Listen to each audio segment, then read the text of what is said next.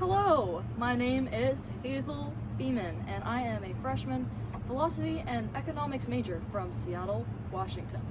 And today, my group and I will be discussing the contrasting approaches of Bertrand Russell and Gilbert Ryle on the relationship between the mind and the body. This is a fundamental issue in philosophy, particularly within the philosophy of mind, as it shapes our understanding of consciousness, identity, and human experience. Bertrand Russell, a well-known analytic philosopher, leaned towards a scientific and materialistic perspective. He saw mental states as ultimately explainable through physical processes, suggesting that what we call mind is deeply tied to the inner workings of the brain. His argument aligns with modern neuroscience, but raises challenges about subjective experience, what philosophers called the hard problem of consciousness. On the other hand, Gilbert Ryle took a different approach, famously critiquing Cartesian dualism, which views the mind and body as separate substances. In his book, The Concept of Mind, Ryle dismisses the idea of the ghost in the machine, arguing that mental processes should not be thought of as separate from physical behavior, but should be thought of as descriptions of how we act. His view, known as behaviorism, helps to demystify mental states, but struggles to fully account for inner experiences and thoughts that are not outwardly observable. Both philosophers present compelling perspectives, with Russell emphasizing the scientific basis of mind-body interaction, and Ryle challenging traditional dualist assumptions. However, each has its limitations. Russell's materialism may not fully capture subjective consciousness, while Ryle's behaviorism risks oversimplifying mental life. In the following discussion, my group and I will explore the strengths and weaknesses of their arguments, comparing their views and assessing their impact on our modern understanding of the mind-body relationship. And then we will pick a side, and that side will be Bertrand Russell. Thank you. Hello, my name is Brooklyn Reeves. I am a freshman political science major from High Point, North Carolina, and I will be talking about Bertrand Russell.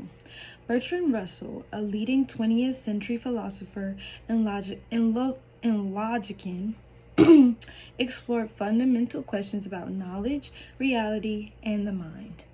In his passage, The Argument from Analogy for Other Minds, he examines how we infer the existence of other minds, given that we only directly experience our own thoughts and consider animals and simpler life forms. Unlike physics, which deals with only with observable structures, our belief in other minds relies on analogy. People behave as we do in similar situations, leading us to infer that they have an analogous thoughts and emotions. Russell acknowledges challenge to this inference, such as sophisticated machines that mimic human behavior. A gramophone can repeat speech perfectly, yet we do not assume it has thoughts. What sets humans apart, he argues, is the variability of our responses. Unlike an automation that laughs in the same joke endlessly, a person's reaction changes over time. However, even this does not conclusively prove the existence of other minds, as human behavior could in theory be explained purely through physical laws. The key, Russell argues, lies in the variability of human responses. While an automaton might laugh at the same joke every time, a human listener will soon tire, their reaction shifting from amusement to boredom, eventually expressing dissatisfaction. This enability and complexity in human behavior, he suggests, are crucial indications of genuine mental activity. But even this is not enough to infallibly establish the existence of other minds. Theoretically, one could attempt to explain all human behavior through purely physical causal laws, leaving no room for subjective consciousness. Thus, if we are to believe in minds beyond our own, our reasoning must extend beyond the rigid framework of physics. Russell then delves into the underlying structure of this inference. He purposes that we observe within ourselves a consistent causal relationship, such as thirst leading to the verbal expression, "I'm thirsty," which we naturally extend this pattern to others. If we hear someone else utter these same words in a situation where thirst is probable, we extensively conclude that they too must be experiencing thirst. The strength of this inference grows on the complexity of the observed behavior increases. When multiple signs point toward a single underlying cause, alternative explanations become less likely. To justify our belief, Russell proposes a postulate. If every time we observe both a mental state A and a physical state B, A always precedes B, then it is reasonable to infer that B is generally caused by A, even when we cannot directly observe A. This principle underlies not only our belief in other minds, but also many everyday inferences accepted by common sense. Through this reasoning, Russell provides a rational basis for believing that others experience thoughts and emotions, even if we can never directly verify them. Hi, my name is Kendall Williams. I am a first-year philosophy major from New Orleans, and I will be discussing Gilbert Ryle's approach to the relationship between mind and body. Ryle critiques the official doctrine which he attributes to Descartes. He said that the official doctrine says that, with exception of idiots and infants in arms, every human being has both a body and a mind. This doctrine has a dualistic view of the mind and body, treating them as separate substances, one material and the other immaterial.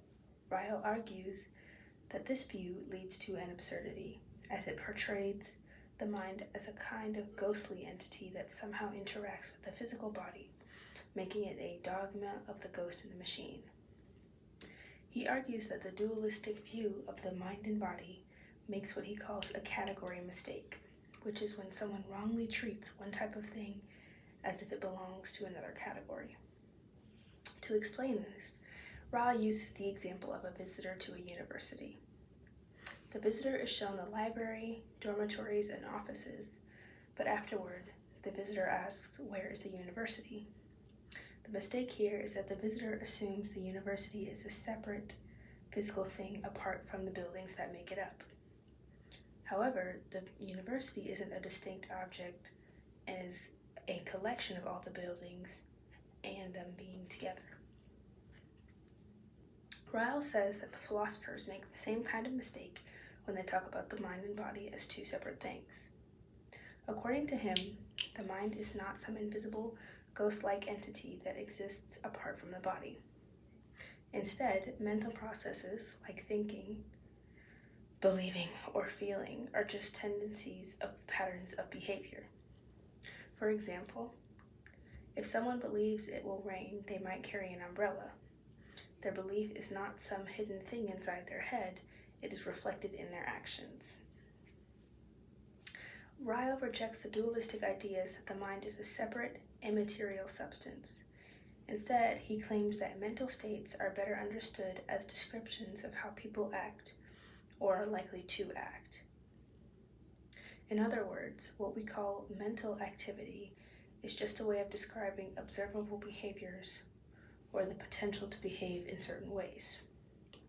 Ultimately, Ryle's argument is a behaviorist critique of dualism. He insists that we should think of mental concepts in terms of dispositional behaviors, which is how people tend to behave, rather than imagining the mind as a hidden, non-physical thing. Hi, my name is Trista Makahene. I am a freshman political science major from Fitchburg, Massachusetts, and I'm going to be discussing the strengths and weaknesses of Bertrand Russell and Gilbert Ryle's respective approaches to the relationship between the mind and the body. So Bertrand Russell and Gilbert Ryle both offer distinct approaches to the mind-body relationship, which they explored in their writings in the 1940s. Russell wrote The Argument from the Analogy for Other Minds, which was published in 1948, and Gilbert Ryle wrote Descartes' Myth, published in 1949. In Russell's work, he defends the idea that we infer the existence of other minds through analogy, which is based on the observation that others behave as we do when experiencing emotions or thoughts. This implies a connection between mental states and physical behavior, but maintains the fact that one's mental experiences remain private and inaccessible to others. Gilbert Ryle, on the other hand, famously critiques dualism in Descartes' myth, rejecting the notion of the mind as a separate non-physical entity that interacts with the body. He argues that this view commits a category mistake by treating the mind as an object when it is better understood as a category of behavioral tendencies. Now, to discuss the strengths of both sides.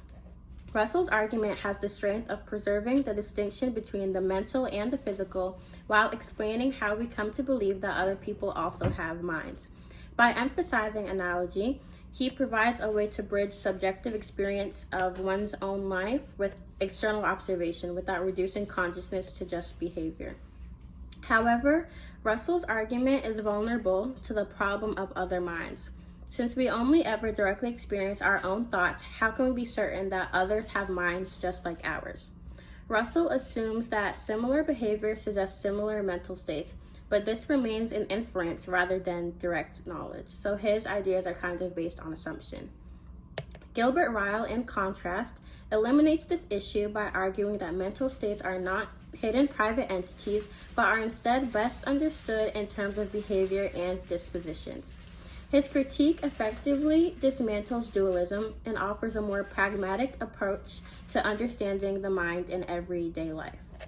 Despite its strengths, Gilbert Ryle's approach faces significant criticism for downplaying subjective experience, like one's own life. While Descartes' myth successfully exposes the conceptual errors in dualist thinking, it does not fully account for the first-person perspective of thoughts, emotions, and/or sensations. The idea that mental states are entirely behavioral disregards the idea of one's consciousness, which seems to exist independently of observable actions.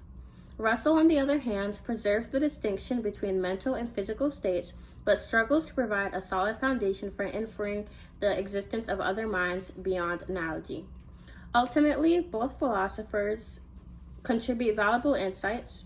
Russell addressed the epistemological challenge of knowing other minds, while Gilbert Ryle dismantles misleading conceptions of the mind's nature, shifting the focus to how mental states are expressed throughout action. To quickly recap, Bertrand Russell believes that all human beings have minds. Their minds follow a strict cause and effect relationship, where when A happens, it causes B response, with A being a mental thought and B being a physical process or reaction that follows. Russell follows this up by saying that you can determine all human beings have a mind because if you see a person doing B, you can infer that it's caused by A or a specific thought process. Russell believes that inference or presumptions is enough evidence to prove that all human beings have a mind. Meanwhile, Gilbert Ryle believes the idea of saying all human beings have a mind is a category mistake and a myth, basically arguing that people assume because the human body is a complex, organized system full of cause and effect, the human mind must also exist, and also be a similarly complex, organized system full of cause and effects. Ryle argues that such a belief is false and that the very idea of the mind being a separate, non-existent thing that controls the body is something akin to saying there's a ghost that controls the mechanism of a machine. Ryle basically doesn't believe in a human mind, thinking it's just a thing people use to try and define the actions of the human body that they can't describe through chemistry or physiology. Our group agrees with the claim presented by Bertrand Russell and disagrees with Gilbert Ryle's claim. We believe this because Russell's claim of a human being having a mind makes sense. Logically, when I am hungry, my stomach growls, and this physical action of my stomach growling will lead anyone near me to assume that I am hungry. They can assume what I'm thinking because of the bodily reaction I had. And though it's not always going to be 100% correct, the stomach could growl also if someone has an upset stomach. These are all things that a person can attribute based off of the bodily reaction. Whether or not it's that I have a stomach ache or I'm hungry, or either one of the two, a person, when they hear my stomach growl, will know it has to be one of those two things based off of the bodily reaction and can make an assumption about what I'm thinking. This exemplifies the idea of how all humans have a mind and how all people have a point A that causes their point B. Rouse argues that A person can only make inferences and assume what a person is doing, claiming a human being is only capable of introspection. They can't possibly actually know what another person is thinking, or whether or not they're thinking at all. He argues that the belief that one can guess when another person is thinking based on bodily reactions is nothing more than harmful guessing. If our group were to agree with Rouse's claim, we'd basically be saying studies like psychology and sociology are a fruitless waste of time. Rouse would claim that psychology or the study of the human mind or behavior is useless because he can't ever know for sure. Rouse's argument is true to an extent. Human beings are inherently selfish in nature, and you can only know yourself and your own thoughts and feelings. But we believe the human mind and body is still a system. Our group believes that it's not an odd thing to assume that when it turns spring and a person starts sneezing regularly and get puffy eyes, they're probably thinking, man, my allergies are getting bad. When a person runs for a long time and begins to slow down to a jog, it isn't odd to infer that mentally they're considering slowing down because their body is getting tired and their mind is saying, I can't keep this up. They're not just slowing down randomly for no reason. Their mind is sending a signal that is telling them, oh, hey, right now I gotta stop doing this. If a human being can make an inference on why a person acts the way they act, or what a person is thinking based off of what is happening to them at that moment, then we think there's credit in the belief that all human beings have a mind and thoughts that go along with their bodily actions.